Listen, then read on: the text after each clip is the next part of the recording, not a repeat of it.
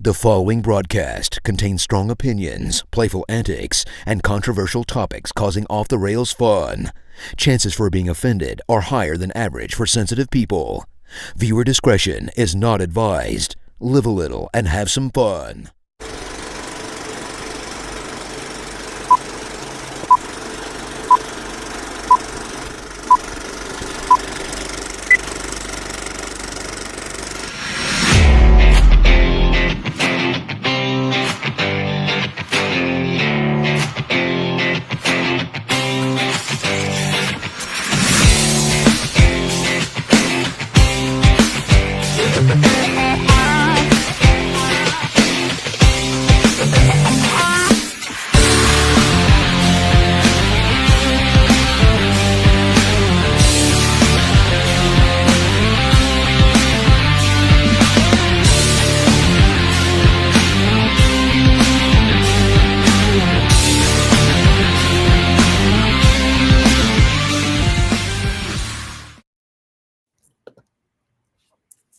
Hey, everybody. Welcome to the Coach's Box. I'm Kevin Halley. With me, as always, stuffing his face, is Jason Jarvis. Just racing back in the door about 3 minutes ago, probably. And this is episode 211 of the Coach's Box, the no agenda episode. We have no agenda for tonight. Jason and I have talked for all of about 8 seconds as to what we were going to do for this show tonight. And since Jim's not here, and since Zach is not here, we don't have to follow a plan. We don't really give a crap what we talk about tonight, do we, Jason? Yep, that's right. And we can talk about what we want, when we want. I don't have to worry about Jim making fun of Mizzou or anything like that. Yeah, we don't have to worry about Chris going all pixelated, Mad Max, because his internet sucks. Or hear Zach's dogs barking in the background. So it was Zach's dogs. I'm going to go with Zach's dogs because every time I go to Zach's house, all those dogs do is bark. So I'd bark if I had him as an owner, probably too. Oh, man. Oh, I love it when they're not here to defend themselves, huh? It's awesome. I mean, Chris is down and out. Jim's kind of down and out. I mean, you know, good thing old standby, I'm here. Yeah, because otherwise this would have been about 30 minutes of me solo just staring at the computer screen trying to figure out what the hell to talk about. Because I am not the timeout tirade kind of guy. I am I need to have a conversation with someone. So I'm glad you're here, Jason. I can't believe I said that. Yeah. So let's start with this. We'll go with this. We want to talk a little Mizzou football since we can. Mm-hmm. Yeah. No Ohio State football. No Ohio State football. So, well, what do we think about last week's game, that Auburn game? I think it's crazy you dropped after winning that game. It's crazy that you dropped when you win, especially with how some other teams lost during the week. But I'm curious as to what the conversations are when they start when people send in these rankings. What about the Mizzou win caused them to drop? Now, I'm not going to complain. They're still, what are they, 5-1 now? They're still 5-1. Well, I don't know why everybody's kind of all doom and gloom. They still have a chance to even play in the SEC title game if they continue to play well and win out. I mean, other things fall in there. They got a tough one this week. I mean, so a very tough one this week. But Brady Cook's on the doubtful list at the moment. I don't wonder if that's just a ploy. I'm fine with it if it is. Yeah, he's got to play if we want a chance. Yeah, because they looked really bad under Drew Pine for the 2.5 quarters that he played. They looked really bad. Well, yeah, and I'm not saying that Cook is, just been lights out or anything, but I'll have to give him some credit. You come back, he evidently they thought he was really hurt if he went to the hospital. You don't go to the hospital during a game unless it's pretty bad, especially for an MRI. He comes back, wills them to a win. Running the football too to score. I was like, that was a courageous win. Good for him. Maybe that's the boost he needed. He is a guy that plays when he is scrutinized. Seems like that brings out the best in him. He plays. And was the same last year when he had a couple of bad games. He played his best when his back's against the wall and people are pointing fingers at him. And he's not what you would call one of the arm talent type of quarterbacks. He is a game manager, gritty, lead with his heart type of quarterback. And it's a guy that loves Mizzou and loves playing for the school, and you can see it when he talks about it. And I think it just means more to him to be able to lead a team back than it would somebody else, especially lead Mizzou back than it would be somebody else who's just playing to be playing. I mean, it was his childhood dream to be the Mizzou quarterback. I mean, all these people just ripping him up, down one side and the other. Dude was pretty good last year, guys. Won us, 11 games? Yeah. We're 5-1 and we're complaining? Shut up. And they complained about him last year. He's 16-3 as the starting quarterback at Mizzou. I think we should be taking that compared to what we've had in the past with some other quarterbacks. And it's not like they had anyone on their roster that was better. Yeah. So it's crazy talk. It's confounding to me that, yes, you can complain a little bit. I'll say this. You can complain about the way he plays and his stats and some other things. I don't think you can say that. But you can never doubt the fact that the guy does not care about winning at the University of Missouri, because that's all he's done is win at the University of Missouri. So more power to him. Does he at some point surpass Chase Daniel as kind of like on that Mount Rushmore of Mizzou quarterback, or that hierarchy of Mizzou quarterbacks? Man. What does he have to do to pass up Chase? Because can we both agree that Chase Daniel is up there? It's Chase Daniel and then probably Brad Smith. Problem with Brad Smith, he didn't really win. I mean, when did they win with him? Well, he was there at was he there at the beginning of the Pinkel era?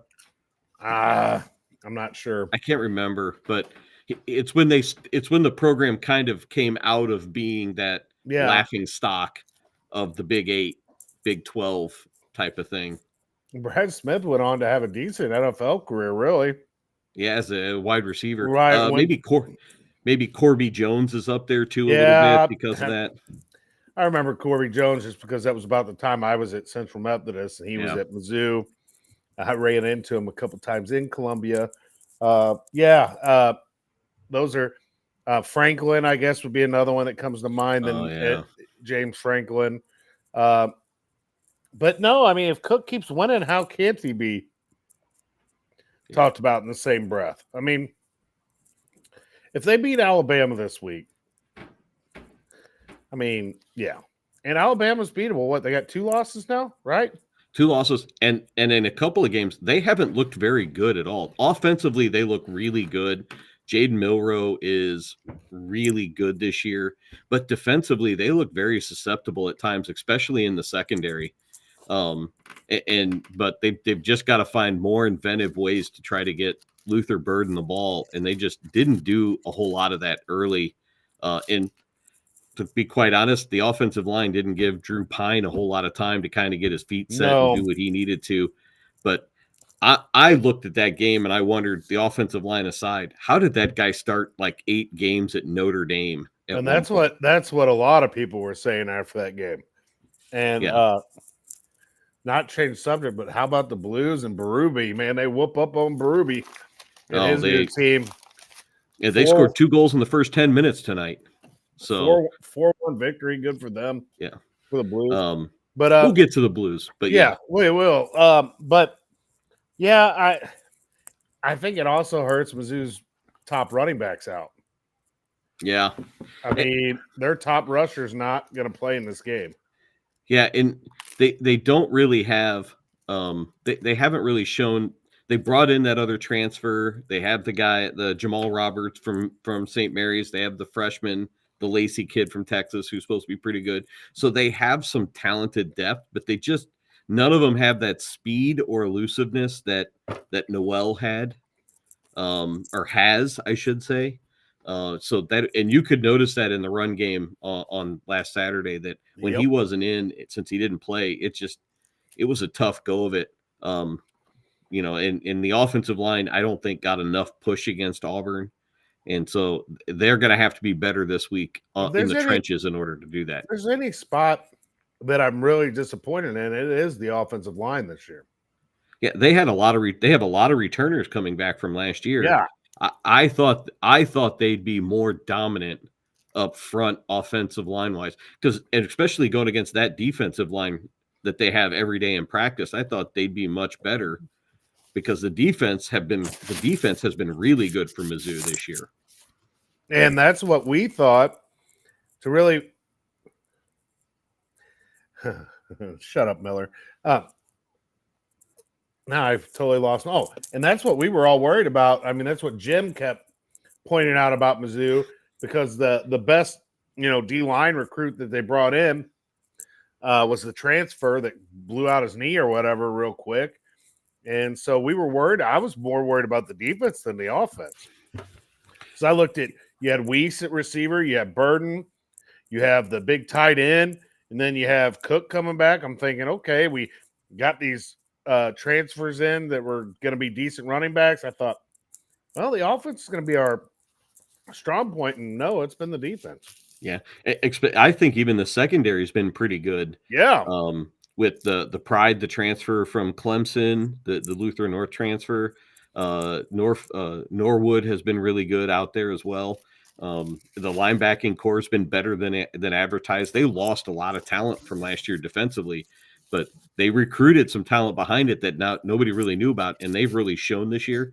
Plus, the new defensive coordinator taking over, Blake Baker, I think has done a really good job scheme-wise of not changing too much. We talked a lot about that early on. What was that going to look like with him being the new D coordinator? And my hat's off to him. He's done a great job, and they've made adjustments as the years went on, and they're playing pretty solid other than the Texas A&M game. But they were on the field the entire game. That game, I mean, our offense could do anything. Yeah, it's really kind of weird because we were talking up Moore as the OC Moore as being the one that would grow and become that next head coach. We were worried about losing him because of the work he had done. And then we lost the defensive coordinator. So we kind of thought, like you said, would be the other way around. I thought the offense would grow and the defense would struggle, but the defense has grown. The defensive coordinator has grown. The offense have struggled in play calling and in scheme and in execution. And they're going to have to figure that out this week against Alabama, because while it's not the same, it's not the Nick Saban Alabama, still a very good Alabama team. And it's tough to go play there. Oh, yeah. I mean, they had to go there. That's going to be a huge atmosphere. There's going to be a lot of fans there, and Alabama's looking to get back on track. It's always, you don't want to be the team playing them after a defeat. And that's what Mizzou is coming in to be. And so see what happens. Yeah. I'm intrigued with some other matchups in the SEC. Chris said he picked Alabama. I did not, Chris. I went with the Tigers. So there is one that I could lose, but my pride and me being a diehard Mizzou Tiger fan, I couldn't do it. I was like, if I don't pick them, how can I root for them? I can't do it. So I picked them. Every other game that I picked, I pick with my brain. I pick with, the facts and what to go. But the Mizzou games, I have to pick with my heart, and I have to pick Mizzou.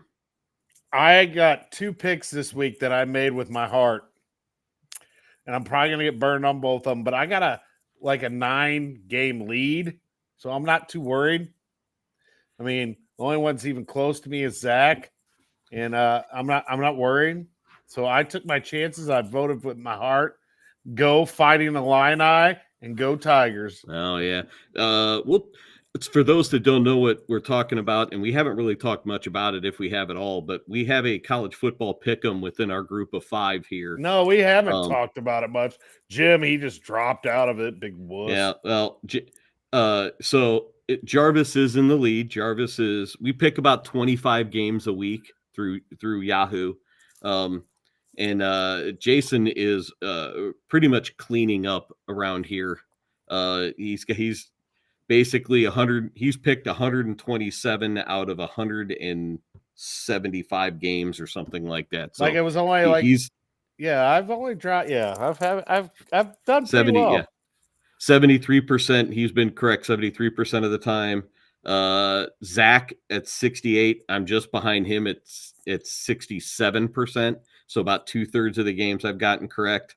And then Chris is right behind me at 66. So you have a lead, and then the three of us are bunched together. And then Jim kind of forgot about it a couple of weeks, and it thrown up a couple of goose eggs. So he kind of has, and I even put in the drop the lowest score week just to give everybody a chance to forget one, and it kind of got away from him. That was because of me, because I forgot one right the first week. Yeah, well, I did it last year when we did the pick. So yeah. So I was like, as the commissioner, I'm declaring we're going to drop the lowest one. But I mean, if Chris is well enough to do all this posting, we might as well just bring him in. Well, who knows what he looks like if he can even get to a microphone at this point. He's just texting with one hand. That's all he's doing, man. Oh, where's Mr. Ohio State tonight? Ron Rhodes asked. Well, he's just feeling a little under the weather. He's a little under the weather. I call him, Mr. You can count on. Oh, let's be nice to Jim this week. He's had a rough week. It's hard for me. It's still hard for me to be nice, but yeah, he's a big time. That's right. But it's hard. It's hard for me to complain about Mizzou. I mean, I'm still impressed that we've done what we did. We're down 17-3 against Auburn. I don't care what SEC team it is. It's hard to do. Yeah, going this year, especially this year, going anywhere in the SEC is tough. I mean, Vandy's tough. Come on. Well, Texas is going to Vanderbilt this weekend, and that was a tough one that Texas should still win that one. I picked Texas, but they shouldn't. They didn't look very good last week against Georgia, but it's now going to be an angry Texas going to Vanderbilt. They should still win that game. So it's going to be very. I wonder what that game will be like. But going anywhere in the SEC is tough to play, even the bad teams. So, yeah, and I got Chris here on the comments. First thing he's giving me crap because I'm feeding my face. Well, I was at my daughter's volleyball game, and Herculaneum lost in 4, and which I really think was the championship game against Notre Dame, and Notre Dame's going to move on to take on Maplewood Richmond Heights for the championship on Monday. But watched my daughter play her last high school volleyball game tonight. Man, it's going fast. Basketball around the corner. So, yeah. But that's why I was stuffing my face with some Jack in the Box on the way home. I made it enough time up that I could make it to Jack in the Box and make it here by 8:30, and I planned it perfectly. I'm pretty good. I'm pretty good at getting here right at 8:30 or 8 o'clock, whatever time we decide to start this thing. Boy, am I glad we did push this to 8:30, so we didn't have to do a half an hour of just me talking to no one. So, especially if you'd have been talking about that one sport that I won't even mention, but well, that one that Chris loves so much. Yes. In fact, I think he's probably binge watching some Ted Lasso today, more than likely. I have never watched. Everyone talks about that show. I guess I'm gonna have to watch it. I've never watched it. You need to watch it. It's a good show. But all right, so the rest of the SEC. Let's just talk about this while we've got a few minutes in this first segment. Okay. Oklahoma, Ole Miss. Man, I don't know. 2 teams there. To me, it's an easy one because I don't think Oklahoma's looked very good this year at times. They looked awful at South Carolina last week. Yeah, I'm with you. Ole Miss has probably got that one. Yeah, that's, I'll tell you an Ole intriguing Miss. one is that LSU Texas A&M game. Yes, I took Texas A&M. I had to take Texas A&M because it's at Texas A&M. Yeah, and there's just something about that place in prime time. Because is that the 6:30? That's the college game day game. So that campus is going to be ruckus. Yeah, it's going to be rocking. That'd be a fun game to be at. That 12th man, the brigade, that the whole thing, it's going to be loud in there. So, yeah, that's gonna be a fun one. But I did take Texas A&M. That was the big reason because of where it was at. You got some interesting rivalry games this week. You got Kansas and Kansas State. I mean, I still think Kansas State's going to win that one. You got Nebraska at Ohio State. I mean, that's an interesting game to me. I mean, I know Nebraska's taking some lumps here, but I'm sure you picked Pittsburgh right in that Syracuse game because they're up 31-6. So, I hope I did. I'll have to look that back up again. But well, I mean, Pittsburgh's ranked 19th. Syracuse ain't ranked. You got Boise State and UNLV. The Washington and the upstart Indiana Hoosiers. Yeah, Indiana's tough, man. Everywhere that coach goes, he wins. And he'll let you know about it too. He said it in a couple of interviews right now. So, got Navy. Well, I know I'm jumping all over Navy, Notre Dame, and Navy. Yeah. How about having Navy and Army ranked together for the first time in a long time? Wow, that's kind of crazy. It's crazy how wide open college football is this year. Yeah, it's just to be ranked, even 15th is still a very good ranking just because of the parity that's across all of college football. So, which is Navy's ranked what, 24? Well, I mean, I'm just saying 15, but both Army and Navy, I think, are ranked 22 and 23. I think is where they're at. I'm looking at the matchup, but on this website, I don't know. It has them had Navy as just past it. Army's 23 and Navy's 24, I believe. Yeah. So it's just the conference movement has made everybody step their game up a little bit more, and teams have just been very in this good scheduling. There's very little cupcake scheduling, I think, in some instances. Mizzou has had one or two, but everybody's got one. But I think there's been some good inter-squad or inter-conference matchups that have made for some good football. And it's not – any given week, you have no idea who's going to win what game. Yeah. Ron Rhodes says every home team will be winners in the SEC this weekend. Now, not one, baby. Not one, because Mizzou's going to do something that they haven't done. If you go by the chalk, yes, that should happen, but I don't think that's going to happen. I think there's going to be, like every week in the SEC, there is going to be an upset somewhere. I think there will be too. I don't think every home team will win. It's not necessarily going to be Mizzou, but I don't think every home team's going to win. Yeah. I'm still kind of aggravated they dropped as much as they did. I thought that was kind of a slap in the face to Mizzou.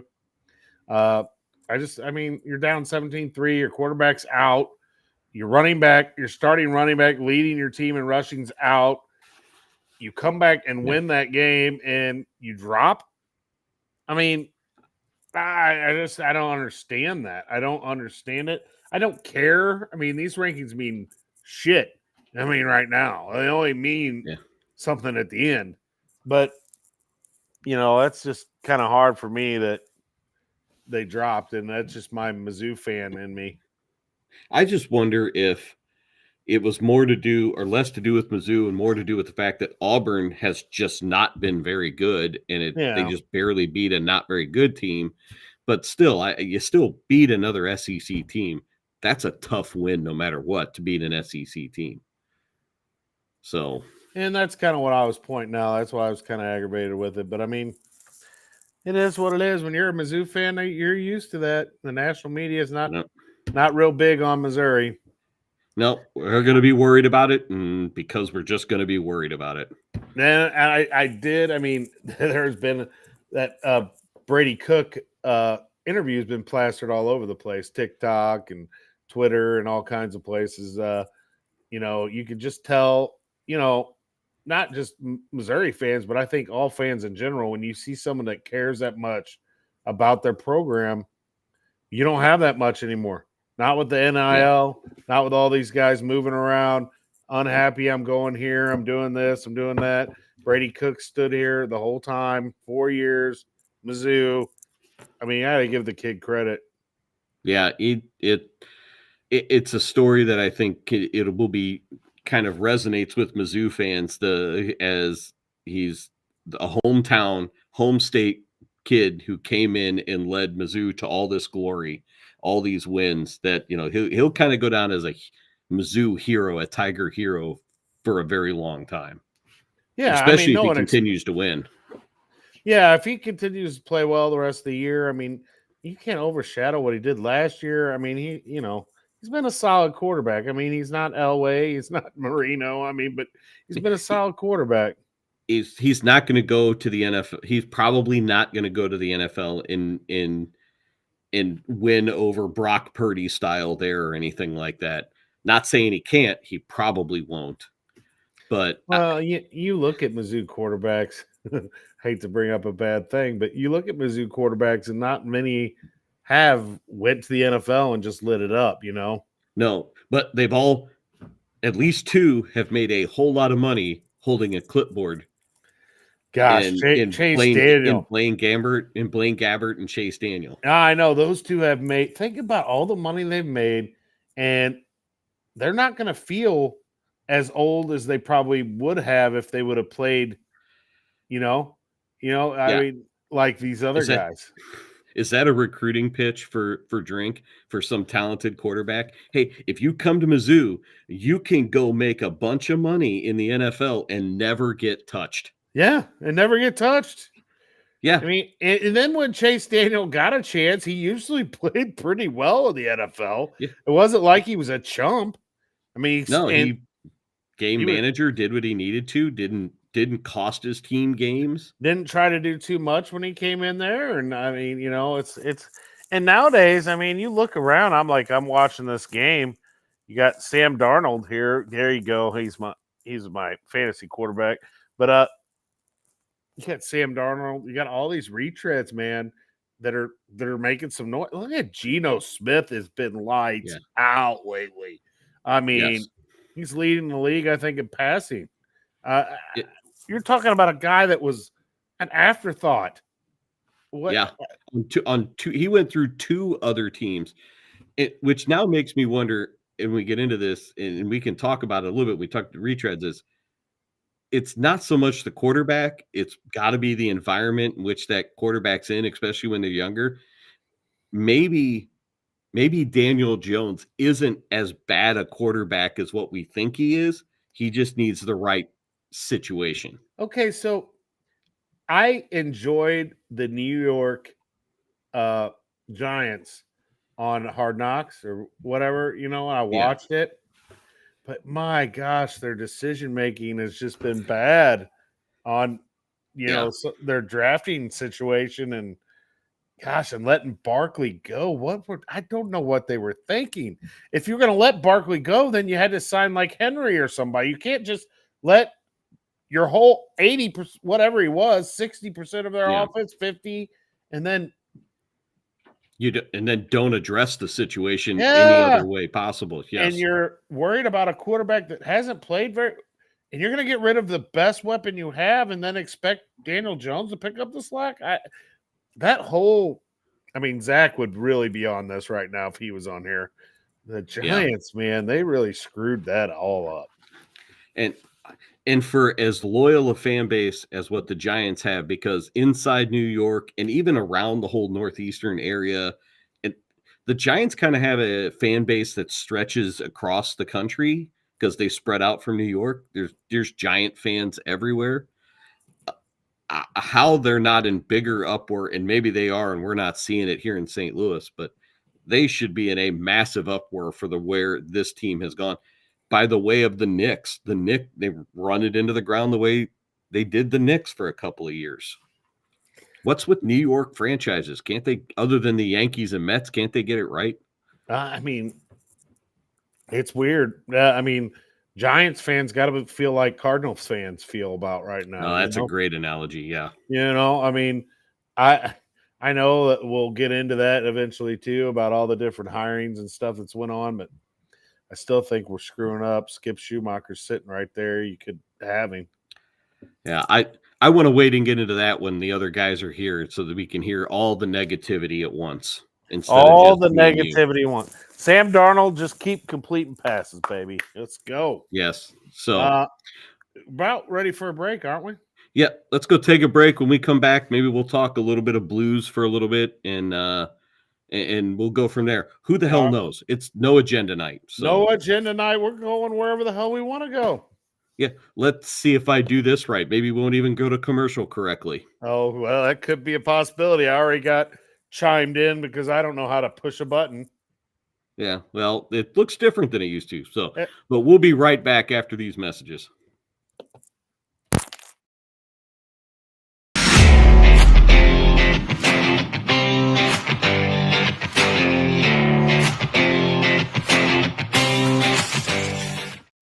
I'm a bee, and I bumbled my way into your car. Buzz. But this hive isn't big enough for the both of us. Boo!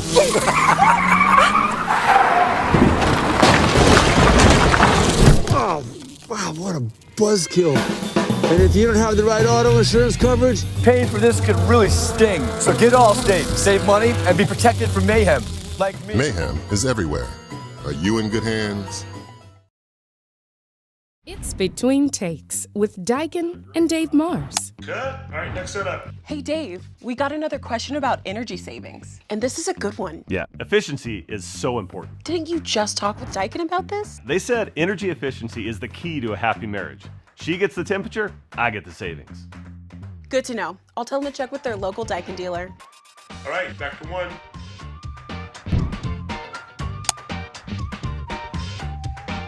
Give Home by SMCI a call today at 636-337-4444 or email them at service@homebysmci.com. You need new entertainment. You need full-length content. You need the Real Fresh channel. Hey, I'm Hal Fresh from the Real Fresh channel. Subscribe today on YouTube. We have new content. We are a network of podcasters putting out new stuff every single day. Whether you need sports, pro or college, whether you need comedies, whether you need pop culture, whether you need wrestling, we've got so much content on there. Gaming, check it out. Live, not live, we've got it all. The Real Fresh channel, subscribe today.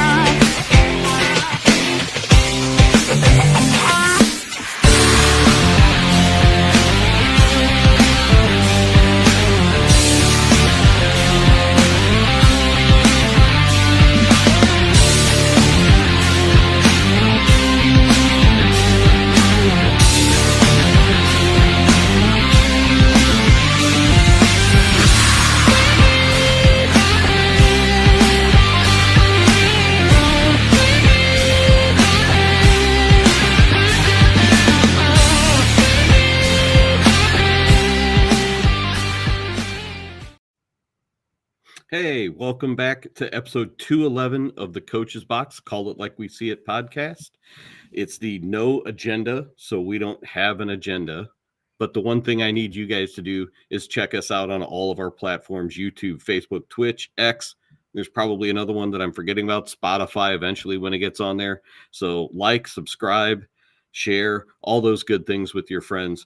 Let everybody know what you think about us, only if it's good, though. We don't want to hear about the bad stuff. We're even on TikTok. I mean, we're on TikTok. Yes. Yeah, Chris makes some TikToks out of our episodes, and I kind of enjoy those and get a giggle out of those sometimes. I'm not a TikTok user, so I don't know anything about it. But all of this stuff for the Coach's Box is under the everyday free price, the very low. And I already said it. The everyday low price of what, Jason? Free. $0. $0. It is always free. So, man, Kevin is the greatest host ever. Fan Mark Langhauser. Yeah, well, now let's see if he can get some of that CYC stuff right, and then I'll say the same thing about him. So, I hear the meetings are great. Oh, they're fan-freaking-tastic. So, but like as any Zoom meeting would be, nobody can ever make a Zoom meeting interesting. It just doesn't work for anything for any reason whatsoever. Oh, that's a thing of COVID right there, baby. Yep.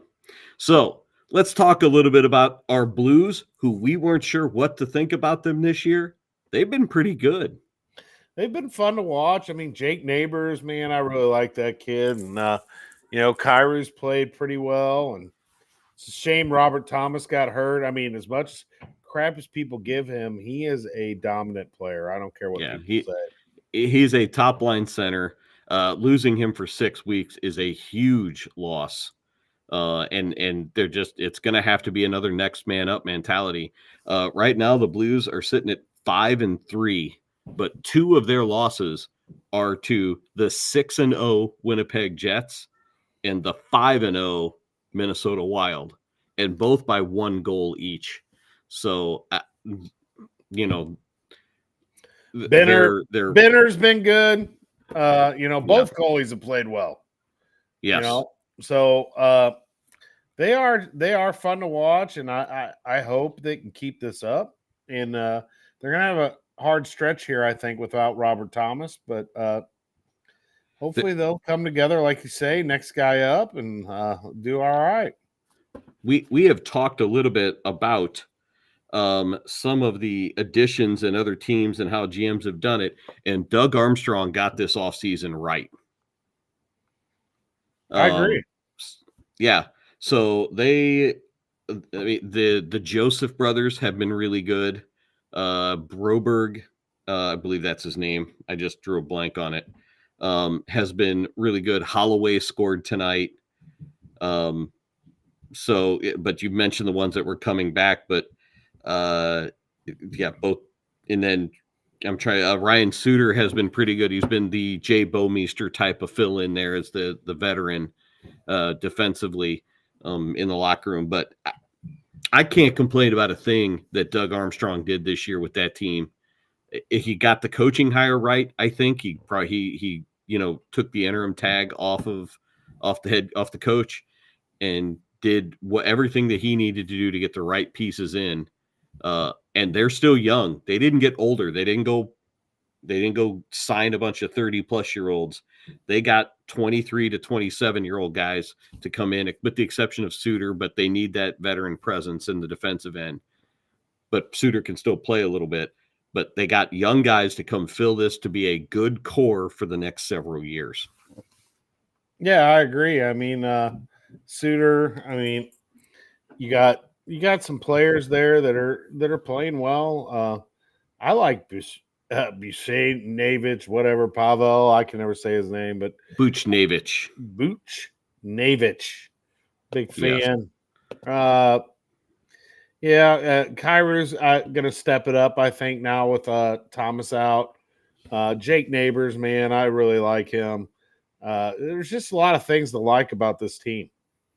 Yeah, I still would like to see more out of Kyrou. I expect Kyrou to be 30, 40 goal scorer, because that's what he kind of was coming on to be. And I haven't seen that full both ends of the ice kind of game out of him yet. But it's in him. We've seen it before. We just haven't seen it consistently enough. Yeah, I think he's sitting at like 2 goals right now. Something 2 or 3, maybe a couple of points, but as long as the other guys are producing, and they're scoring on the power. They struggled on the power play the last few, but I think they had 2 power play goals tonight, which is a good sign to see. Did Broberg score tonight? Holloway scored tonight. I know he had a power play goal earlier. Broberg may have had a goal. My phone just died on me, so I can't check it real well. So let's see, what is today, the 22nd? 24th. Oh, 24th. Jeez. Yeah, we're getting closer and closer to basketball season, which I'm sure we'll get to later as well. Oh yeah, we are. Yeah, and it's always good to have when you have that goalie back there that I think that's given our defense, being able to take some chances and stuff. And, the Blues, they've been solid. Doug Armstrong, he needs, maybe he needs to get with Mozeliak and teach him how to maybe manage. Well, I don't know that Mozeliak's the one you got to worry about. You just got to get through this year at this point. And there's a part of me when we get to that, we'll wonder if Mozeliak's really running the show or if he's just like a figurehead and then Chase Bloom is the one that's really making the decisions. So it doesn't seem like Mo got fired, but that's for a different topic in a different segment, perhaps maybe later this segment as we transition through leadership of St. Louis professional teams. Do you think the Blues can make the playoffs this year? I do think the Blues can make the playoffs this year. They have to stay healthy. That's a big key because I don't know that they have enough. They can withstand like Thomas going down for 6 weeks, one. But if they lose Thomas and Neighbors or Thomas and Parayko, that too might be too much for them to kind of overcome on the top end side. So they have a lot of mid to low end depth, but they don't have enough top end depth, I think, to kind of withstand having a couple of them hurt at once. Yeah, and that's my thing. I think they could use another big time scorer in this lineup somewhere. I think if they stay in the hunt come trade deadline time, I think that Armstrong probably will go hunt himself one somewhere. Yeah, and at least with Armstrong, if they're in the hunt, he's probably going to do something. Yeah, he's going to make a move. It's not going to be like a Mozeliak move. So, yes, I think he'll do something. But I think you said it earlier as well. The real key, I think, or one of the bigger keys that a lot of teams don't have is we have a true backup situation. Benner's the number one. There's no doubt about that. But there's very little drop off if you go to Hofer in goal, and you can use him more often and keep Benner fresh towards the end of the year by not having to overplay him in order to stay in games. Yeah, I agree. So is it safe to say that the Blues are the best run professional organization in St. Louis? Right now? Yes. I mean, I guess Jim would maybe argue the city, or you may argue the city. I would. City's better, but I think the Blues have won more. City fixed it in the last 3-4 months of the season this year, because I think they messed some things up earlier in the year. The Blues overall are best. City is well above the Cardinals. I would say St. Louis U is ahead of the Cardinals right now. So it'll be interesting to see where the Blues go forward. The question is the West is tough. It's where do the Blues fall in the playoff picture? I think they have to stay in the top half. They have to stay in the top 4 of the Western Conference in order to really give themselves a chance come playoff time. So, because having to play 4 games on the road in the first round, and you might get stuck with like an Avalanche team or a Winnipeg Jets team or the Stars or the Wild, that's going to be a tough go. You want home ice advantage for that first round. Oh, definitely. Definitely. You always want home ice advantage. I mean, I don't care what you want home advantage no matter what sport it is, in my opinion. Yeah, I think in some teams are probably better built to be on the road, but I think and it's better easier said than done, but it's better said is that the Blues are the type of team I think would feed off the energy inside Savvis Center or Enterprise Center or whatever the hell they're calling it these days. So I can't keep up with all the names. It's like when I was in Kansas City recently and saw Arrowhead, and then the field has some weird name. It's Geha Field, I think. Yeah, at Arrowhead. Geha Field at Arrowhead. I'm like, that's so stupid. But I guess if you're getting money from them, it's not. But yeah, they'll pay for anything because I think it's the same at Kauffman. I think the field is named something at Kauffman Stadium. I think it's very similar. So yeah, it's still a cool setup in Kansas City with them right next to each other like that. I hope they keep it. I know there's talk I of them don't know moving if they stadiums. will. Yeah, I just hope they stay in the Missouri side and they don't go to the Kansas side. Well, that's the talk. I thought was them trying to go to the Kansas side, wasn't it? Yeah, because there's a larger population base. I think over on that side, there's more open land closer to the downtown area. Because right now they're not really close to the. I mean, they're not far from it. They're not out in the middle of nowhere, but they're not exactly downtown. I think it would be like in St. Louis. It'd be like being in St. Charles, type of area. I will say I stopped at a neat place in KC. Me and Dylan on our way back from KU, called the Peanut. It's been there since 1933, but they specialize in some wings, and they're full size wings, not just the. Did you get some for Chris? I did not get any for Chris. No, but man, they were all good. right. You've already paid that up. Yes, so. I did. I did finally pay that up, but they were good. Good place. I recommend. If you're not going to get barbecue while you're in KC, Yeah. But do you have no. While we're here, do you have a favorite barbecue place in KC? Have you been to any? I've only been to one. It's been so long. I don't know. Okay. I couldn't tell you where to go in KC for barbecue. I'm probably going to get villainized for this, but I am a Gates fan. But Gates I think it's a little like mainstreamy for some people. It's not one of the hole in the wall places, but I am a Gates barbecue fan. Oh, and that's in KC. So if you're in the comments, let us know over the next couple of minutes if you were in KC. What's your go-to barbecue place in KC? And I'm a wing guy, so if you got another place other than the Peanut, tell me. I'll have to hit it up next time I'm there. Yeah, it was Kansas City. It's an interesting town. Yep. So, all right, let's transition a little bit. Let's go ahead and go to the Cardinals while we're talking here. Oh boy.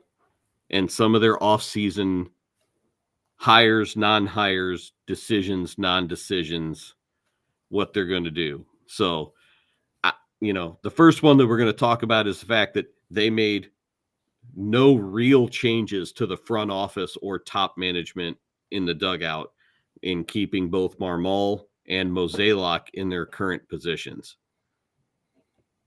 Good decision, bad decision. I think we know the answer to this, but let's talk about that for a few minutes. I don't know. I guess they're just. I hate the whole legacy thing, blah, blah, blah, all that crap. There's a small part of me that thinks that DeWitt did not want to fire Mozeliak, but he did not want Mozeliak to have as much power before. So he said, here's what we're going to do. You're going to stay on for the last year of your contract, and you can just retire and ride off into the sunset. You can say you're still this position, but this other guy, Bloom, I think it's Chase Bloom, whatever his name is. Yeah. He's the one with the real power making decisions. And you can already see that they've made some other hires. I think they hired a highly respected player development guy away from the Guardians to come be the new director of player development. which means he's the one that kind of sets the policies and things like that, on how players will develop and teams will play and what kind of players they want and look for in draft. He will set all of those types of policies and put in I'm trying to think the word I want to use, but he'll put the coaches in place that will teach that methods that they want. And the Guardians have been really good for the last couple of years. So maybe he'll have some say in that. And then they made some changes in the dugout in that hired a new hitting coach. Yeah, they hired Brant Brown as hitting coach. He got a strong endorsement from former Cardinal bench coach Skip Schumacher. And he was so Skip Schumacher's a big fan of Brant Brown. That makes me feel better. I do like that they brought in John Jay. He used to be one of my favorite role players for the Cardinals. Be interesting to see what he does with that. But Brown has been the offensive coordinator and bench coach for the Mariners. And he was fired after the slow start there this year. And he's also worked as an assistant hitting coach and hitting strategist for the Dodgers 2018 through 2022. I still have a real issue with hitting coaches having to take the fall for professional athletes and professional hitters, because especially at the major league level, I know a hitting coach they do more than just be the guy that throws BP in the cage. And they talk with some people, but realistically speaking, if you have a slow start, is it really on the hitting coach or is it just on the players not performing? So I don't put a whole lot of stock in the fact that some people are saying, well, he got fired early in the season because the Mariners weren't very good. And it's like, or they weren't very good at the time. And I was like, well, is that really his fault because the guys in the field weren't hitting very well? No, it's probably not. So I like the hire. He's got a lot of and you said it, he's got a lot of endorsements from guys that I respect and would really prefer to have in our dugout, Skip Schumacher being one of them. Well, there's been several articles out there since this has been done that are, wondering if this is just a segue to Skip Schumacher becoming the team's next manager. Because both hires served as coaches under Schumacher and John Jay, and in the new hitting coach, Brent, whatever his name is. And then, and I know it was a short tenure of Skip Schumacher as the Marlins coach, but they both worked under him. Yeah, and I don't think they would want to bring in Skip Schumacher in some sort of a role now, because I think that casts a little bit of a cloud over Marmol, in the sense that as soon as something goes haywire, there's going to be calling for his heads to put Skip Schumacher as the manager. So I don't think they would do that. But as soon as something did happen, he should be the first call they get. I wonder if they're going to make changes on the bases. Not that Stubby or who's the guy that coaches third? I can't think of his name. Isn't it like number Pop Warner? Because I think John Jay coached first base for the Mariners as well. Oh, did he? So yes. So I don't know if that's going to include a change for something. I don't know. All of this doesn't mean much unless they decide they're going to make a change to the philosophy and what type of pitchers they're bringing on. Are they going to go old, or are they just going to let the young guys do their thing next year and grow and learn? I have noticed, I done a little research before today, but also that a lot of talk about them bringing back Lance Lynn. Oh, yes. I've seen more than one article.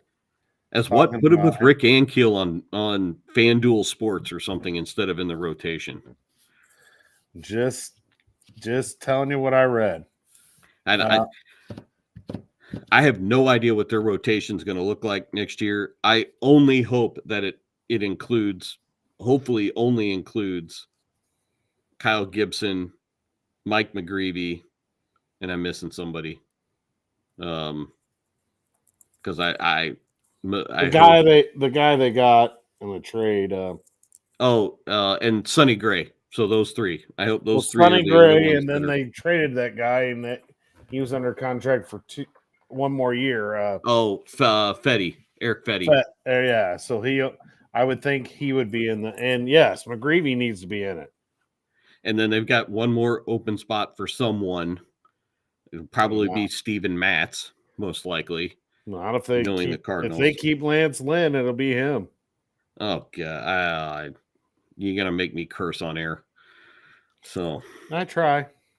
I'm telling you, man, they're gonna keep either Lance Lynn and I would rather keep Gibson. Absolutely. I could see him keeping them both. Oh, I'd much rather see some younger guy get some guy from Memphis, whoever had a good year from Memphis and has a good spring and off season, get the chance to kind of fill that fourth and fifth spot. Logically, you would think that's what they would do right now, but yeah, it makes the most sense. I guess we're going to find out who's making decisions by who's in the rotation come next spring. So and Willie McGee is retiring from the coaching ranks. It looks like. Yeah, he's taken a front office role, the very vaunted special assistant to the president of baseball operations, which means I have no idea what that means.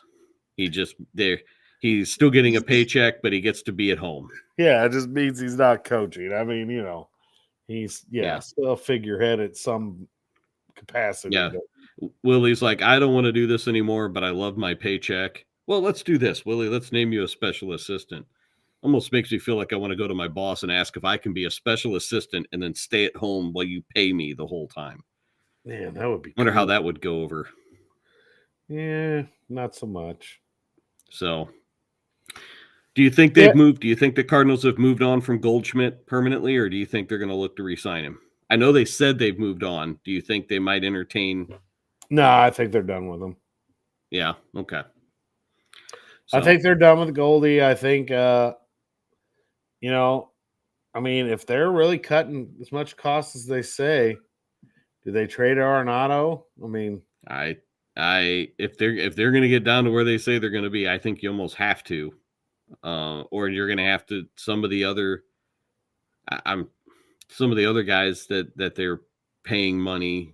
Is it Contreras or Arenado? One of the two has to go in order to get the payroll down, I would think. Well, I could see it being Contreras then. And you go with Herrera behind the plate. Herrera and I think the other guy will catch more. Pajes or whatever. Mr. Beer League softball look. Yes.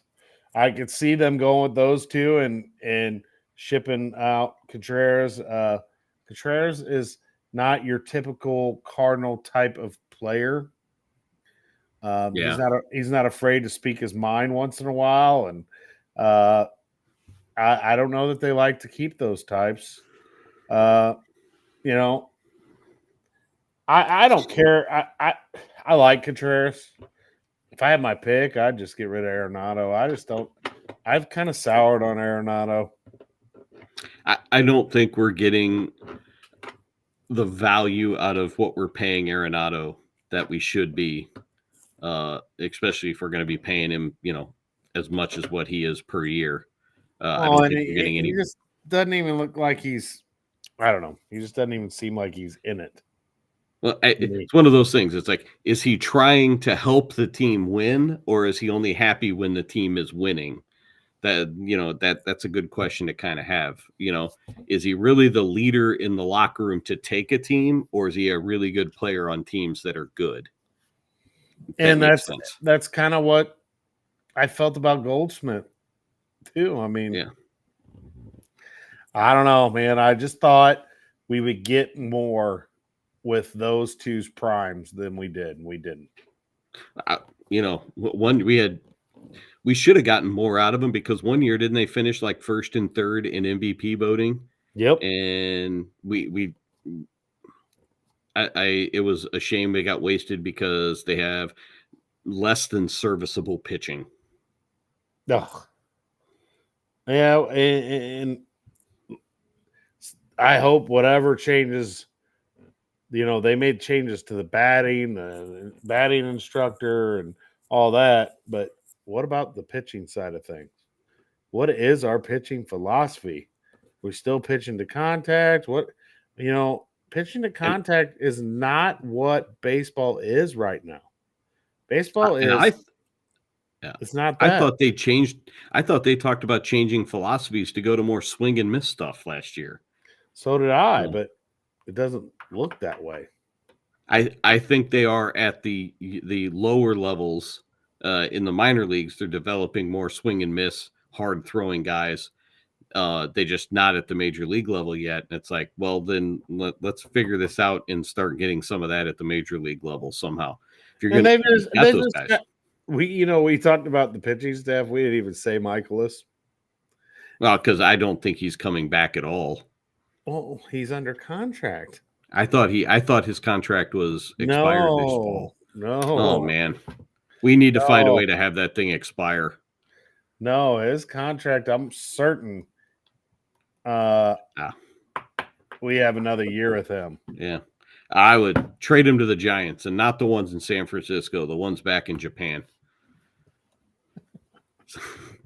He signed a 3-year contract with the Cardinals. When he signed it in 2025, yes, he will earn salary of $16 million, while a total cap hit of $17,666,000. Yes. Oh man. Because we signed him to a 2-year extension on March 24th, 2023. Yeah. All right. So, we got to somehow either get that off the books or deal with Michaelis giving up home runs left and right again. Yeah, because that when you didn't even mention him, I was thinking, man, he must not. Yeah, I thought his contract was up at the end of the season. We can only wish so much, Kevin. But so what's the going rate for a pitcher that can't get anybody out that is aging but has a nice mustache? Does he make any salsa? Or does he? No. This is. I would rather take Goose Gossage right now in his 60s or 70s over Miles Michaelis. Oh, Miles Michaelis, man. Pitches the gym one night and then gives up 10 the next. You just don't know. Yeah, it's insane, and I don't. It's frustrating, the lack of consistency. So, and we got a game on our hands here with the Rams and the Vikings. 2021 fourth quarter, Rams driving, and they're the ones up. So, let's go to break. We'll come back for our third segment, and we'll wrap up in the third segment a couple of things and just do a couple of random crap. See what we've got going on. All right, we could talk about a lot of random stuff, which we already have. But yep. All right, we'll be right back with it.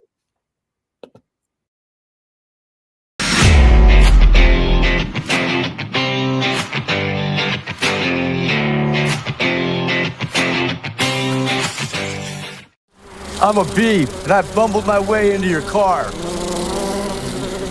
Buzz. But this hive isn't big enough for the both of us. Boo!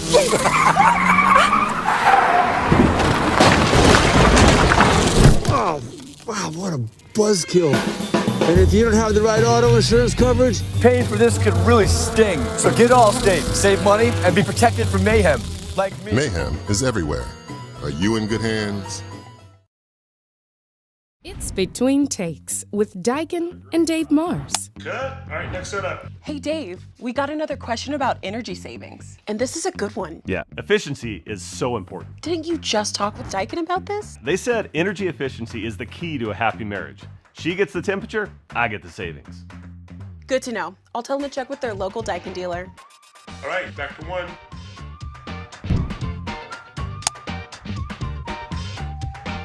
Give Home by SMCI a call today at 636-337-4444 or email them at service@homebysmci.com. You need new entertainment? You need full-length content? you need the Real Fresh channel. Hey, I'm How Fresh from the Real Fresh channel. Subscribe today on YouTube. We have new content. We are a network of podcasters putting out new stuff every single day. Whether you need sports, pro or college, whether you need comedies, whether you need pop culture, whether you need wrestling, we've got so much content on there. Gaming, check it out. Live, not live, we've got it all. The Real Fresh channel. Subscribe today.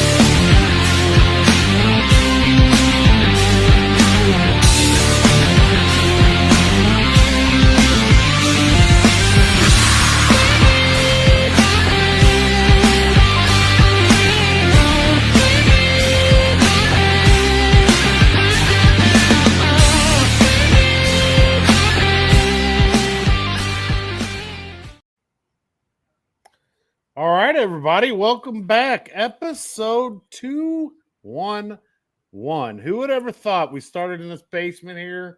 We would be at episode 211. And we went through some ups and downs to get here, but we're here. And we're still free on all things that we do. And, it's been a fun time making all these episodes now. 211, I've probably been in about 90% of them. Jim's been about 25, but we won't talk about who's here and who's not all the time. But, 211 episodes. That's amazing. I never thought it would go this long. No, and I watched the first couple of episodes because I knew Chris, I knew Zach, I knew those guys when they started the show. Knew Matt Schutte. I was good friends with Matt Schutte, one of the OGs. Oh, Still man. talk Matt to him regularly. Schutte. Still on assignment. Yeah, still on assignment. Been on assignment for years, yes. So, been on assignment for almost 4 years now. So, you were just a couple of months coming up for 5 years.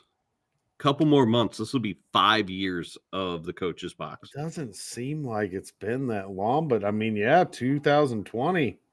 Yeah. So, and I think I came in somewhere kind of part-time-ish in the 40s or 50s, maybe later, but probably somewhere around the 80s is when it was a little bit more of a full-time kind of involved when I could be here type of thing. So it has been a really long, wild ride, watching the growth of this. Yeah, it has. And I'm anxious to see how this grows as some of us, we're getting only a few more years, I'm gonna be retired from this crap. Not, so I don't know. What are you gonna do? I don't think I'll retire. I think what I'm gonna want to do is I'll retire from public school and then maybe catch on somewhere else. You never know. Yeah.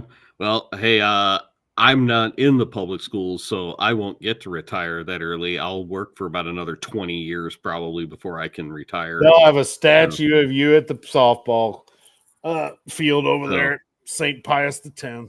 Hopefully it's a new one built in a way that drains so I don't have to work the damn thing so much. So what's that being built out in front of there? That's our new baseball field. Because if you don't know the layout of Pius, the baseball field currently it's a backstop with 2 dugouts and then a temporary fence with no other fencing. So it's just kind of out in the middle of the campus. This gives us a fully enclosed real baseball facility, which would be really nice moving forward. Kind of right there in the front of campus. Somebody gets a hold of a ball down the left field line. They have to really get a hold of it, but they could put one up on Highway 67 up there if they really put a charge into it, which would be kind of cool to see if somebody does. That'll be So- kind of cool to have right out front. It's a good recruitment piece. Well, we don't recruit. We're not allowed to. We recruit students. That's what I will say. We recruit students. I wasn't saying anything. I'm just saying it's a good recruitment. It is very nice to have all of our facilities on campus and have a brand new one front and center when you pull in campus. Yes, that is extremely nice to have. Yeah, you can probably see some updates. Our superintendent, Dr. Freeman's been posting a lot of updates, but this warm weather has really helped us out. And Yeah. I hope it continues for a while and stays dry because they're starting on walls and stuff. I'm starting to get excited now. It's starting to look like a real building and It's starting gym to at this look point. like a gym, a building, walls. I mean, it's going. And, they've had quite a few obstacles over there. And it's good that our community supported that and put the money out there for us. And, we've done a bunch of different things at our different schools that we've built onto the junior high. They put an awesome office out front of that and did some things there. And they're changing all the entrances to a lot of them. And just really nice. We got that great turf football field and things are looking up. It's a good time. Just in like the past 10 years or so being involved, and when you go up to Herculaneum High School, just the front of the facade of the school has changed so much in like right there next to the stadium, and I guess that's the cafeteria that's there now too. And you got the bell right there. It's pretty cool. I wish that if I would have had my dream, it would have been to have that gym right there where the old practice field was and put it right there in that hole right in front. But it's still going to be beautiful. It's I'm just excited. I can't wait. I hope July they do get it done in July, and we're good to go for 2025-26 basketball season. Yep. Are they putting locker rooms underneath the floor like they do now, where it feels like the whole building is shaking anytime somebody dribbles? I don't think it will have that shaking anymore at this gym. Well, no. I will say, and some people that was always to me, it's like that can be a little intimidating if you're not prepared. As someone who coached JV for visiting teams that went in there, and you take like the JV girls down into this locker room, and there's some people still practicing. The guys are still practicing on the floor above it, and all you hear is this pounding, and like it feels like the floor is going to shake and fall on you. Oh, it's a little intimidating. Yeah, Robinson has some unique things with it, and Chris will forever always cherish, I think, Robinson Gymnasium. It did him well one year, and yes, ain't St. Pius very well that year. So yes. Yes, that was very nice. So most people I've ever seen in that gym, ever. Yes, for that game against Steelville. Yes, well, yes, what was that game? I was one of them. So it was. I was not worth my money I paid to get in. I actually watched it on live stream because I left as soon as we were bowed out. I went on a coaching clinic, met up with the football staff, and I watched parts of it via hotel room. But man, I could just tell the atmosphere there was awesome. But we'll start some new traditions. Hopefully a lot more wins in that new gymnasium we're building over there. So exciting times over at Dunklin. Yeah, it is exciting. You guys with the new gym and the new turf field with those facilities, and our kids this coming spring, our baseball field will be ready this spring for our kids. Oh, that's going to be awesome, man. And it's very different. The dugouts are sunken in about 2.5 or 3 feet. So it's going to kind of feel more like the sight lines of the field for the fans will be around it. You'll be able to see it everywhere. There won't be dugouts in the way. You'll be able to see over the top of them. And it's going to give it kind of a big deal kind of feel for the kids. I can't wait to see it. So, and see it get played on. And I was walking the infield today. They're putting the infield dirt surface in today. That was really nice to see. So I'm excited to see what it is. So that's awesome. Yep. All right. Let's close out this third segment. I've got a little question for the two of us, and I'll go first while you can think of the answer, while you can think of your answer. I already got mine, but go ahead. You already got yours. All right. If you could change one rule in sports, what would it be? Mine, it's going to be very simple, and you may not know what I'm talking about, but anybody around here that's ever watched professional soccer knows I want to put an on-field clock for soccer, for professional soccer. I'm done with injury time. I'm done with stoppage time. I'm done with not really knowing, and I'm a soccer guy, how much time is on the clock. Put a clock. All these massive stadiums have clocks in them and scoreboards in them. There's zero reason, because every other sport does it, why somebody can't flip the switch on and off when they need to start and stop the clock. It would end all that time wasting. It would end all some of that other stuff. Would it end like extra time and all that crap? Yes, no more stoppage time, no more scoring a goal in 90 plus 4. No, it's only a 90-minute game. There shouldn't be any plus 4. Okay, I have never. I'm not going to lie to you. That's a good one because I never have understood because that crap. If you don't, because like the referee stops the watch. Like if they have to stop on each goal, they stop the watch. There's no reason why that referee, like in high school soccer, if there's a goal scored, just do one of these, which is the international symbol for stopping the clock, and then somebody in a booth flipping a switch. We have people in high school basketball gyms who figure this out all the time. We can find somebody in a professional soccer stadium to do it too. Heck, Stop the clock. You got we have 2 people on Friday nights in the football, one running the clock, one running the play clock. Yeah. And it's not like with this technology, the referee couldn't just have a button on his waistband that he starts and stops it with that type of thing. Yeah, that's a good one. That would be the rule that I think would change soccer for the viewing ability for a lot of people to be able to understand that what is this 90 plus 4? What is 45 plus 3? No, that means they just scored in the 45th minute, but it was actually 3 minutes past that. Just 45 minutes in the first half, 45 minutes in the second half. Let's just end this nonsense.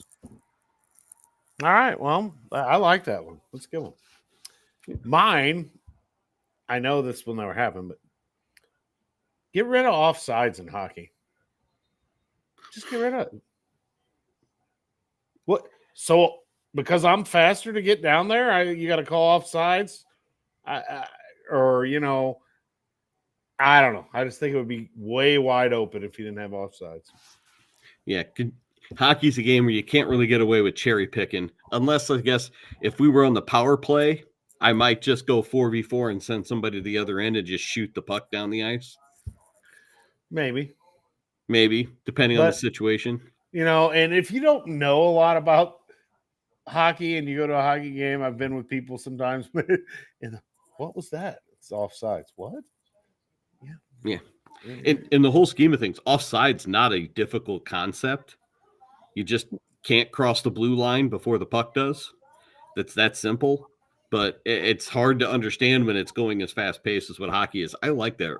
I like that rule. I like getting rid of that.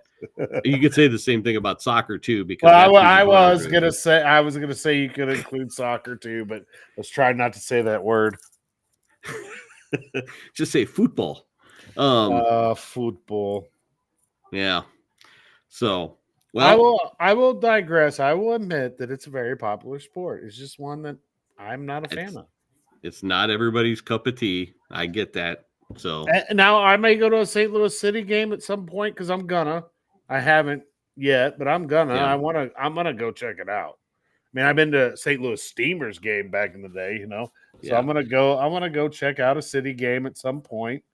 And the stadium, the way I saw it when I drove by it looks like you'd be like almost on top of them. So it's got to be pretty exciting to watch. Right on top of it, having that supporters section right behind one of the goals, and the way that they just behave and act throughout, it's such a wild atmosphere that if you've never really been in a stadium during part of it, it's something very cool to see. Yeah. So, and I know my son Dylan's kind of watched a little bit of soccer and stuff, and so at some point I'm gonna have to go to one of them. Yeah. So it's hard to admit on the air, but I did. Yeah. Well, hey Chris, when you get a chance, clip this for TikTok. So, well, all right, Jason, we it- got about 10 minutes left. Is there anything you want to talk about before we're done? No, I mean our my life and Chris's life is going to be turned upside down here in a little over a week, and the basketball season starts, and Chris is starting out at a new school, new experience, and I wish him all the luck in the world, and I won't be playing against him, which is kind of it's depressing. I always look forward competing against Chris, and I'm going to miss that this year, but I'm going to try to go catch a couple of his games so I can support him, as he's one of my best friends here. And, it was weird. We had this thing at school where we talked about priorities in your life. They were trying to do this thing, like, I don't know, it's like a personality thing or whatever. And I was just thinking about, man, my life is really going to be busy here soon. And I got to make sure I keep all those priorities in order. But looking forward to a new season. Every year it's always a new start. You never know what it may be. In your head, you gotta have planned what you think the season's going to be like, and then it can either surprise you or destroy you. Yeah. And it's just a good buzz. I'm excited. Had a lot of kids participating. I mean, I had these preseason practices, and last night I had 29 at practice. So I mean, I'm excited. We're going to be young, but just can't wait for the season to get started. Yeah. Question, I'll just say, because in several years you've had to do double duty those first couple of weeks of if ending football season and starting basketball season. And sometimes, I guess, if you keep playing well, it could last for 2 or 3 weeks. So what does that look like for you on a daily basis? It's rough. It's been like that for a couple years. And you got football kids, they want to win on the football field, but they want to come to basketball practice too. And what that looks like is I go to practice for basketball after football's over. So I set up, because, you never know what's going to happen week 10. If we were to win, somehow upset somebody, week 10, I have my practice schedule set up where we're 5:30 to 8. And that way I can coach football if need be, and then start basketball tryouts after that. Now, sometimes it depends on the kids. Like my son, he would go to football practice, come straight up and practice basketball for 2.5 hours. The quarterback probably wasn't really what, I didn't, some of the kids would sit out. I would let them, if they're a football kid and they didn't want to practice because they were fear of getting hurt, I would let them sit out until football was over. But for myself, it was, man, those were long days to get to school at 7:10 and not leave school till 9. When I was at Crystal, we had a year where I was Jones's assistant on the girls' side, and we had 3 weeks. We made the Elite 8, so we had 3 weeks that I was doing football and basketball. 3 weeks. Yeah. I was a couple of years ago, I was talking to Dusty Wengert. He's now a head softball coach at St. Charles Community College. He was the boys basketball coach at Valley Catholic at the time. And their football he was team also Perryville too, right? That the same guy? At one point, yes, he was at Perryville. Okay. At that particular time, he was so he was coaching boys basketball at Valley Catholic, and their football team always would go to the championship game that weekend of Thanksgiving, when everything was that week of Thanksgiving, and they played in that tournament at Crystal City that first week, and it never failed. They always tried to get the Tuesday time slot when they did it. They'd try to figure out the bracket so he could play Tuesday. But he goes, it never fails. We play all the way up until that Saturday after Thanksgiving. And I'd practice for a month with 3, maybe 4 kids, because the football team, you're trying to keep everybody healthy, so you're not running the risk of getting anybody hurt doing anything. And he goes, and then that Sunday, all those kids after football would show up and we'd have like a 3-a-day practice, just trying to make sure we had everything put in place so that we could play on Monday or Tuesday. Well, I can remember them coming to that Crystal City tournament, and that was before I was coaching. But I think I might have still been on the girls' side at Crystal, but I can remember them winning a state championship on that Saturday, coming there on that Monday or Tuesday and winning their first basketball game in the tournament. And some of those guys hadn't practiced at all except the Sunday before the game. Yeah. And it's there's just like he goes, for those first couple of weeks until we got everything in, I couldn't structure. You can't structure things very much except with a couple of kids. The rest of it was like, just go be athletes and do your thing and just try to get them breaks, because it's a different type of conditioning. They were conditioned to play football. They weren't really conditioned to play basketball. Oh, it's a totally different conditioning, and that's. And I know they can't do, they're never going to do it and blah, blah, blah. But at least we used to get a lot of times a week off between the two. There is no time off. I mean, we're playing on Friday of next week. And if we lose, those kids are going to be expected to be at tryouts on Monday. Yeah. Basketball is, I'm not a basketball coach anymore. I used to coach JV basketball for years. It is the most unreasonably long schedule.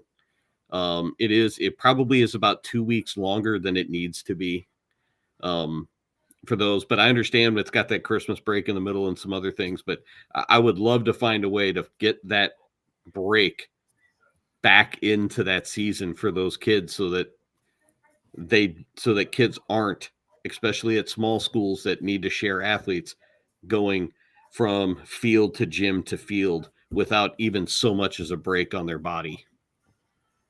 Oh, I mean, my son, when I had him, and like volleyball got over, we lost tonight, right? So they at least have all next week. Yeah. Off. If you're a boy, and if your teams are good, I mean, you might have a couple weeks. I had at Hergy, I've even had where we've practiced a week and a half or whatever it was of both. And that's hard for kids, man. And it's hard for kids to sit out, especially you got someone like Dylan who his first sport was basketball. Yeah. And football's still going on. But he wants to be at basketball, man, and that's rough. I believe we shouldn't even play basketball until December or maybe even later. I don't know how it would look, but I think you could get away with not starting basketball until December. And that would give you the time. Yeah, every year it seems like for the longest time I didn't think you could play basketball games until real games until the week after Thanksgiving, except for a couple of exceptions with those Turkey Day tournaments and things like that. And now that first game is like that Friday night before Thanksgiving. You could play that night. Oh, but you have to have all those practices in. Our first game is November 26th. So, yeah, that's the Tuesday or the Monday before That's Thanksgiving. That's the Tuesday before Thanksgiving. So, we're going to play on the 26th, and then I'm going to give them the day before Thanksgiving off and then Thanksgiving off. And then we got to practice. We play in that Crystal City tournament possibly on that Monday, the 2nd. Yeah. I mean, our girls team plays in that amped lifestyle thing at the Farmington Civic Center that Saturday before Thanksgiving. So does Hergy. Yeah, so they've got to get all of those practices in those first couple of weeks, and you can't. And the way those schedules are set up, kids can't miss. If you miss a day for some reason, they're not going to be able to play in that first game because they don't have enough practices. Yeah, Jim just posted his first game is November 23rd. That's not. I think that's that Saturday because I think they might be in that. They may be down in that AMP tournament too. I don't know. Yeah, they are.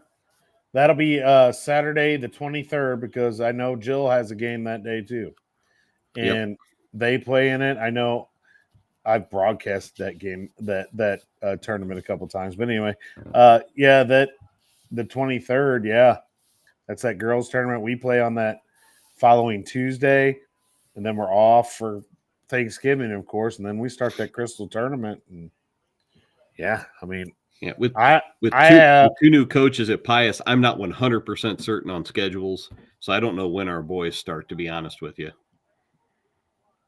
Yeah. I think if they start the week after Thanksgiving, they're getting a late jump on but our schedules have been so messed up as to when we can play and who we're playing and having to find and fill holes. It's been kind of tough and kind of jumbled up the schedules anyway. Well, my thing was I tried to get I wanted to get some games in because you go down to the Park Hills tournament for that seed meeting. And if you haven't played you only played 2 games. And, we never get ranked very high as it is. I mean, I went down there undefeated and was still a 10 seed or a 9 seed or whatever. I mean, so you try to get some games in so you at least have something to talk about when you go to that tournament. So I'll have hopefully 3 games in before we see that tournament. I'll at least have 2 in before we see that tournament. But yeah, I mean, sometimes I went down there and team hadn't played a game or they played 1 game. How the hell are you seed somebody that's played 1 game, 2 games? Yeah. It's a difficult thing. And then you never know what the weather's going to throw you come December and January. They're saying I read somewhere the almanac says it's supposed to be a pretty wet winter. I guess it wouldn't be 1 game because you do have several weeks, but I'll have 3 games in that Crystal City tournament, and then I actually have 4 other games. Wait, no, 3 games in the Crystal City tournament, and then probably the first game I play on the 26th. That'll be my 4 games to get my seed. Yeah. So it's hard. Most teams don't have more than 4 or 5 games, if that. Yeah. And down there, I know, if you're in that Arcadia Valley Turkey Day tournament, Thanksgiving tournament, 3 games. Yeah, the Thanksgiving tournament. Well, we see the Crystal tournament, we just seed it by what we say about our teams. I mean, you got to trust the coaches, read what they say, okay, and if you know show up to play, and if you know who they have coming back and blah blah blah. Like a few years ago, when Dylan and his class was going to be seniors, Gabe and all them, I'm like, we're the number 1 seed. I mean, I felt like we were, and we were. I mean, I knew what I had, but there's a lot of years you don't know what you have. You're just okay. I got this coming back. Whatever you guys think. Yeah. In those situations, in those types of tournaments, would you prefer to seed those, or would you prefer to just draw out of a hat? Draw out of a hat would be kind of cool, but if you draw if I were to draw Saxony Lutheran right off the bat, that's a tough game to play, man. You know what I'm saying? Yeah. So I don't know. I don't mind the seeding. Usually it goes pretty well. Most guys know each other enough in that tournament that we seed all right. Yeah. But 1 year we had Poplar Bluff in the tournament. So I mean, you never know who may move in and out of that tournament. The same as at least our tournament, the Bruce Thomas, it's late enough in the season, no matter, who's in and who's out, you can at least have a gauge. But yeah, those early season tournaments, that's hard. That Thanksgiving tournament that you brought up and the other ones like it, that is a big reason why we still play basketball in November. That's why. Yeah. I don't think there's many left that play those traditional. I think Arcadia Valley Borgia has a big Thanksgiving tournament. But I don't know how many those tournaments are still around, but that's why they're still playing some other zones will still play some straggler single games at the same time. That Jim agrees with me. That I'm on to something here. We don't agree much, but I think you can hold. I think seriously, basketball And I think, and some people would probably say I'm crazy, but I think you could play 3 games a week, some, and then less in the season too. It comes February. I don't need to practice 5 days, 4 days. Yeah. I can it would force you in many times to have to play. You'd probably have to have deeper benches, play more kids, depending on your roster. If you're playing 3 games in a week, so you're not riding the same 5 or 6 for all those minutes. You're going to have to go a little. Yeah, you're going to have to go deeper at times. But I just think if they want to shorten that season a little bit, because it's long, man. You start November, like we're starting November 4th. You're not going to be done until the beginning of March. Yeah, so November,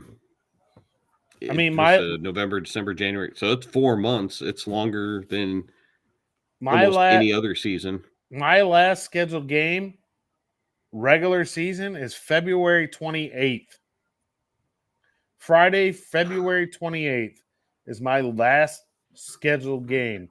And I realize I have to remember that everything's moved back a week this year than what it normally would is. Be.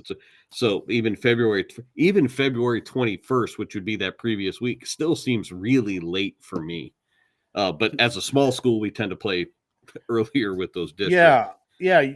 Normally it would be that week for us, but this year it's it's another week back. But February 28th, we are playing and we can turn around and play our first district game that Monday following.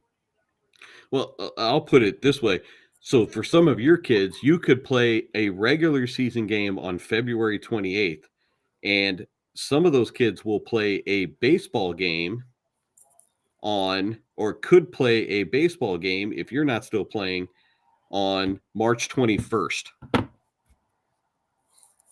It's insane. It's insane because we'll start. I think spring. I'll start soccer practice on the 3rd with the girls' team. Well, we'll still be playing. They'll districts. Yeah, we'll still be playing districts. Yeah, well, I mean, because I remember even last year when Portell was he was still playing coaching basketball with the Pius girls as they were going to the Final Four.